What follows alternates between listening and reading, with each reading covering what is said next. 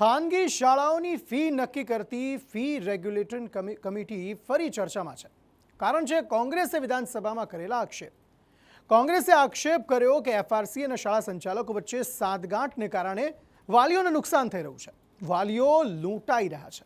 જોકે સરકાર અને ભાજપે કોંગ્રેસના આક્ષેપોને નકારી કાઢ્યા, પણ જ્યારે આ અંગે વાલીઓને પૂછવામાં આવ્યું તો દૂધનું દૂધ અને પાણીનું પાણી થઈ ગયું.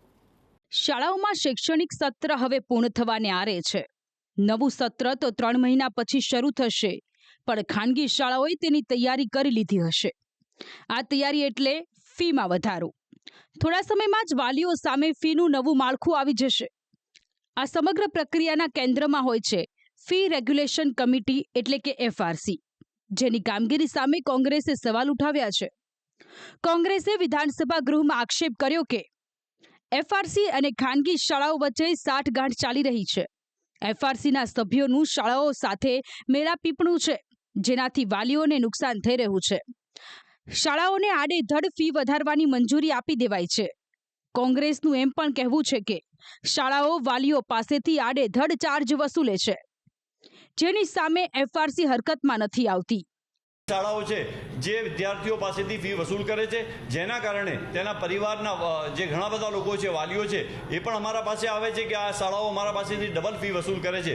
પરંતુ આ કમિટી છે, કમિટીનો કોઈ પણ હું સમજુ છું કે જે કમિટીના પાસે જે સત્તા છે તેનો ઉપયોગ નથી કરતી. એટલે મારે સરકારને વિનંતી છે કે જે એફઆરસી કમિટી બનાવી છે, ફી રેગ્યુલેશન કમિટી, તેનો જે પ્રમાણે ઉપયોગ થવો જોઈએ તે પ્રમાણે ઉપયોગ નથી થતો. પરંતુ મને એવું લાગી રહ્યું છે કે એફઆરસીના જે સભ્યો છે એ શાળાઓ સાથે મેળાપાણી કરીને પોતપોતાનું કામ કરી રહ્યા છે એવું મને લાગી રહ્યું છે. જોકે શિક્ષણ મંત્રીએ ગૃહમાં કોંગ્રેસના આક્ષેપોને ફગાવી દેતા ખોટી શંકા ઊભા કરનાર ગણાવ્યા. શિક્ષણ મંત્રીના આ જવાબને કોંગ્રેસે બેજવાબદારીપૂર્વકનો ગણાવ્યો. શિક્ષણ મંત્રીએ જે ગૃહમાં ભાજપના ધારાસભ્ય મહેશ કસવાલાએ તેને ગૃહની બહાર દોહરાવ્યું. એફઆરસીની આ કામગીરીના ગુણગાન ગાયા. ફી રેગ્યુલેશન એ ગુજરાતની દેશમાં કદાચ પ્રથમ પહેલ હતી. એફઆરસીની રચના કરી સંસ્થાઓએ દર્શાવેલા ખર્ચાઓમાં માન્ય ખર્ચા અને અમાન્ય ખર્ચાની સ્પષ્ટ જોગવાઈના આધારે ફી રેગ્યુલેશન કમિટી એ સંસ્થાઓની ફી નક્કી કરતી હોય છે, અને તેના આધારે જ સંસ્થા ગમે તેટલી ફી વધારાના ખર્ચ કે ફી વસૂલવા માંગે તો પણ એમને નામંજૂર કરતી હોય છે.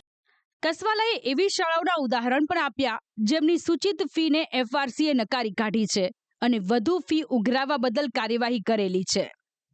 ગોતા વિસ્તારની આલ્ફા ઇન્ટરનેશનલ સ્કૂલે જે પ્રકારે ફીની માગણી એફઆરસી સમક્ષ 1,40,000 કરી હતી, એની સામે નિયત ફી માત્ર 36,000 એફઆરસી આવે છે. જામનગરની પીવી મોદી હાઈસ્કૂલ 2,50,000નો દંડ ઉપરાંત વિદ્યાર્થીઓને પરત ફી કરવા માટેના હુકમો પણ કરેલા છે. આવા અનેક દાખલાઓ મારી પાસે છે.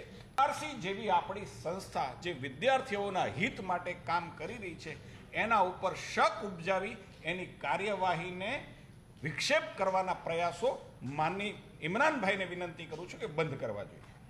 ધારાસભ્ય મહેશ કસવાલાએ એફઆરસીને વાલીઓના હિતમાં કામ કરતી સંસ્થા તો ગણાવી દીધી, પણ તેમણે વાલીઓને પણ સાંભળવા જોઈએ કે તેઓ એફઆરસી માટે શું માને છે. તેમણે શાળાઓની મનમાનીને કેવી રીતે સહન કરવી પડે છે. આજે સામાન્ય વ્યક્તિને એટલો પગાર નથી હોતો, એટલો આ લોકોને તો એફઆરસીમાં રજૂઆત કરે, અને રજૂઆતમાં એવી મિલીભગત હોય છે કે આ લોકોએ કર્યું કે અમને આટલી ફી માની, અમને આટલી જોઈએ છે.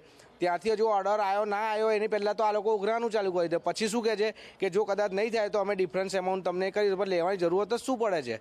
બધાએ નોટિસ બોર્ડ પર એફઆરસીનું જે ફીસ જે એમનું છે, જો એ લોકોના લગાવતા હોય તો એ લોકો ત્યાંથી પ્રિન્ટ આઉટ કાઢીને સ્કૂલની બહાર લગાવો ને, તો આજે જે વાલીઓ લેવા આવે છે તો એ લોકોને ખબર પડે. તો એ કાયદો અત્યારે કાગળ ઉપર એવું લાગે છે, અને ફી નિર્ધારણ કમિટીમાં જે કાંઈ નિર્ણય અને એને જગ્યાઓ પણ ખાલી હોય છે, અને આ કચેરી એમાં પૂરતો સ્ટાફ પણ નથી હોતો, અને આ કચેરીનું કોઈ માન્ય રહેતું નથી. અને ખાનગી શાળાઓ સાથે અને રાજ્ય સરકારની મિલીભગત હોય એટલે આ ફી નિર્ધારણ કમિટીનો કાયદો છે એ એક લુલો બની ગયો છે, અને એમાં કોઈ ફી નક્કી થાય છે, પરંતુ જે શાળાઓએ જે બોર્ડ મારવા જોઈએ એ જિલ્લા શિક્ષણ અધિકારી પણ એનું તકેદારી રાખતા નથી.